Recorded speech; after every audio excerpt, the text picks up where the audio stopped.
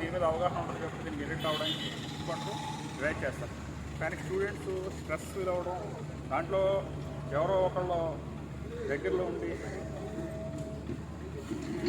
Stress release అవుతుందని చెప్పి అదే చెప్పి ఈ స్టూడెంట్స్ని వాళ్ళ మార్కెటింగ్ కోసం చాక్లెట్ రూపంలోనే రకరకాల రూపాల్లో అందజేస్తున్నారు. ఈ స్టూడెంట్స్ ఇటువంటిది ఏదైనా ఉంటే కనుక కనిపెట్టి వెంటనే వాళ్ళ యొక్క ఫ్యాకల్టీకి లేదా వాళ్ళ అథారిటీకి తెలియజేయాలి. అదేవిధంగా పోలీసు వారికి కూడా తెలియజేస్తే వాళ్ళ మీద యాక్షన్ తీసుకుంటాం. డ్రగ్స్ లేని సమాజాన్ని మనం ఆశిద్దాం. ఈ డ్రగ్స్ తీసుకోవడం వల్ల వీళ్ళు హెల్త్ పరంగా కూడా మొత్తం పాడైపోతున్నారు.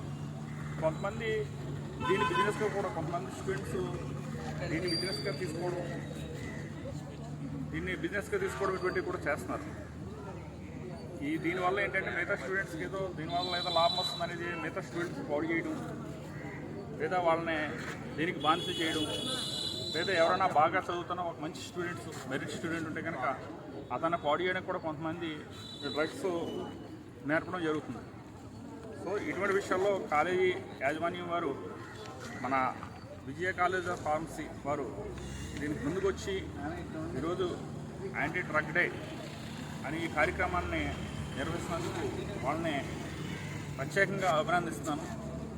ఇది ఎప్పుడు కూడా చదువే, ఎప్పుడు కూడా క్లాసులే, ఎప్పుడు టీచింగ్ అని కాకుండా ఈ యొక్క జీవన విధానం చదవడమే కాదు, జీవన విధానం స్త్రీలతో ఎంత మర్యాదగా ప్రవర్తించాలి, పబ్లిక్తో ఎంత మర్యాదగా ఉండాలి, సమాజం మీద మన బాధ్యత ఏంటి, అదేవిధంగా ఎథిక్స్ ఏంటి, ఏ విధంగా ఉండాలి, వేటికి దూరంగా ఉండాలి, వేటికి దగ్గరగా ఉండాలి, మంచిది చెడు చెప్పడంలో కూడా ఈ విద్యా కాలేజీ వారు కూడా ముందుంటాం. వాళ్ళని ప్రత్యేకంగా అభినందిస్తున్నాం.